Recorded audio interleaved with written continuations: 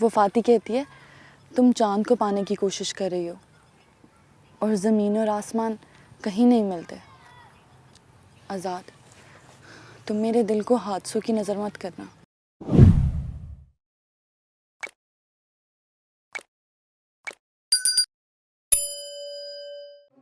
बासु, जल्दी कर। अरे क्यों कह रही हो? क्या हुआ? कहीं जल्दी जाना है क्या? हाँ। तुम्हारे पीछे दोबारा से वही तो नहीं लग गया?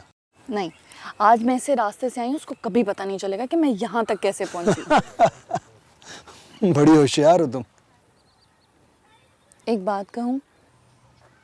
क्या हुआ? इतनी परेशानी तुम्हारे चेहरे पे अचानक से? मुझे अच्छी नहीं लगती। अच्छी तो मुझे भी नहीं लगती, लेकिन आज़ाद, मुझे तुम पर यकीन भी और डर भी लगता है। कोई बात हो गई है क्या? वो फाती कहती है तुम चांद को पाने की कोशिश कर रही हो और ज़मीन और आसमान कहीं नहीं मिलते। आज़ाद, तुम मेरे दिल को हादसों की नज़र मत करना। सितारा, जब भी ज़मीन और आसमान मिलने की कोशिश करते हैं ना, तो हादसे तो जन्म लेते ही लेते हैं। लेकिन तुम फिक्र मत करो, मैं किसी भी हादसे को तुम्हारी होंठों की मुस्कुराहट छीनने नहीं दूंगा। और फाती तो ये भी कहती है कि तुम सब जागीरदार, हम गरीबों से खेलते हो और खेलकर फिर छोड़ देते हो। सितारा, तुम्हें किसी की भी बात पर कान धरने की जरूरत नहीं है। इस गांव पर मेरा हक है, यहाँ के लोगों पर मेरा हक है। मैं जब भी चाहूंगा तो मैं यहाँ से ले जाऊंगा अपने साथ। तो फिर ले जाओ ना। नहीं सितारा, नहीं, अभी नहीं। क्यों? वक्त आने पर बताऊंगा। अगर इससे पहले मुझे कोई और आके ले गया तो? ना, किसी में भी इतनी हिम्मत नहीं है कि कोई तुम्हें मुझसे छीन कर ले जाए। और अगर मैं खुद कहीं चली गई तो? तंग करने की जरूरत नहीं है। हाँ, ऐसा बासु, नहीं होगा, ऐसा नहीं होगा, मैं बता रहा हूँ। चल चल जल्दी कर, छोड़ ये सब।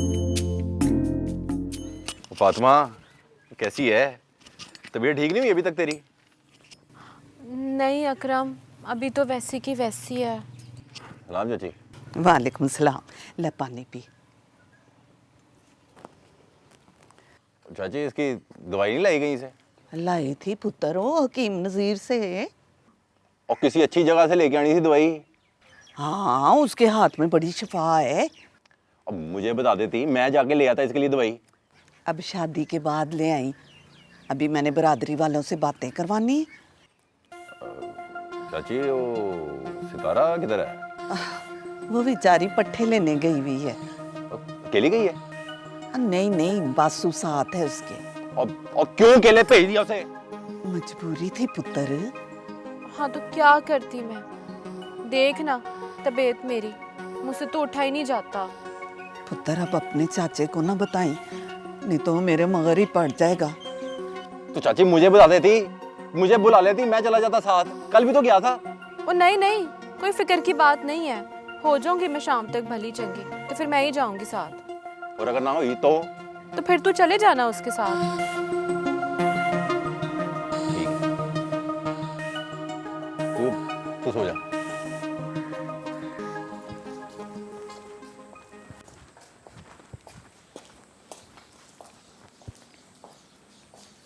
आज़ाद बाबू जी, ये गुलाम आया जी। अस्सलाम वालेकुम जनाब।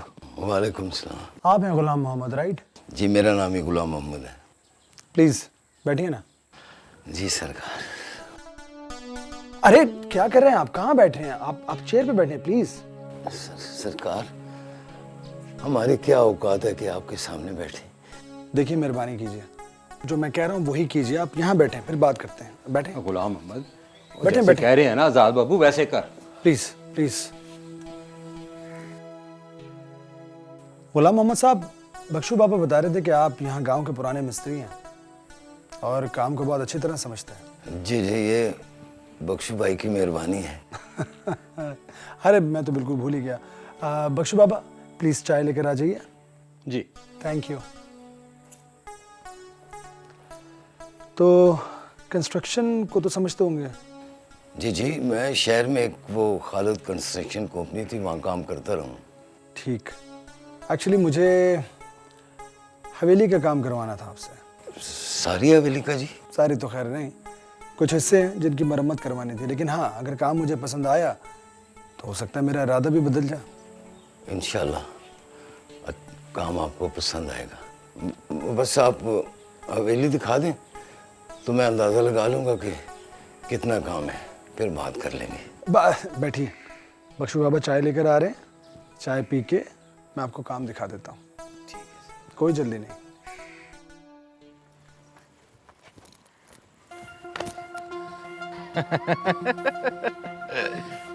तू तूने क्या समझा था? रास्ता बदलने से मसला हल हो जाएगा तेरा। तुझे तकलीफ क्या है? चाहता क्या है तू? तेरी हिफाजत। इतनी तुझे मेरी हिफाजत की फिक्र। मुझे नहीं होगी तो और किसे होगी? और चाचा तो काम पे होता है ना। तुझे अब्बा ने कहा है मेरी हिफाजत करने को? हाँ, इतबार नहीं है तो पूछ ली उससे। हाँ, तूने कोई राम कहानियां सुनाई होंगी, झूठी। कहानियां तो मोहब्बत नगर की बड़ी हैं, लेकिन तेरे कन्नों तक नहीं पहुंची। मुझे कोई शौक भी नहीं है झूठी कहानियां सुनने का। और चाचे से कहता था ना पढ़ा इसे, बिरादरी में अपने बराबर किसी को नहीं समझेगी। हाँ तो शौर भी तो है ना बात करने का, और तुझ जैसे लौंठे का बात करने की तमीज भी नहीं है। चल बासु। ए, कहाँ? अकरम हाथ छोड़ मेरा, हाथ छोड़, मैं तेरा मुंह तोड़ दूंगी, अब्बा को बताऊंगी जाके। अच्छा, तू कह ले जो कहना है तूने, उसके बाद मैं कहूंगा चाचे से वही आजाद से खेतों वाली मुलाकात के बारे में। चल बासु, झूठ ही बोलता रहता।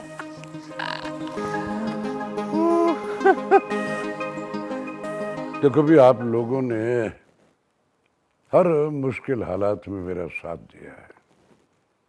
इस बार फिर मुझे आप सबकी ज़रूरत है। आप हुक्म करें मलकदाद साहब। मैंने आज आप सब लोगों को एक फैसला करने के लिए बुलाया है। हमें आपका हर फैसला मंजूर है मालिक दाद साहब। वो मैं जानता हूँ, लेकिन मशवरा करना तो ज़रूरी होता है ना। देखो, पिछली बार मिनिस्टर साहब ने डॉक्टर साहब को इलेक्शन में खड़ा किया और फिर उसका जो अंजाम हुआ वो आप सब बहुत अच्छी तरह जानते हो। अब की बार मिनिस्टर साहब ने फिर मुझे इलेक्शन लड़ने के लिए कहा है, लेकिन मसला फिर वही, और मसला है क्या ये तुम सब अच्छी तरह जानते हो। लेकिन अब की बार इलेक्शन मेरा बेटा लड़ेगा।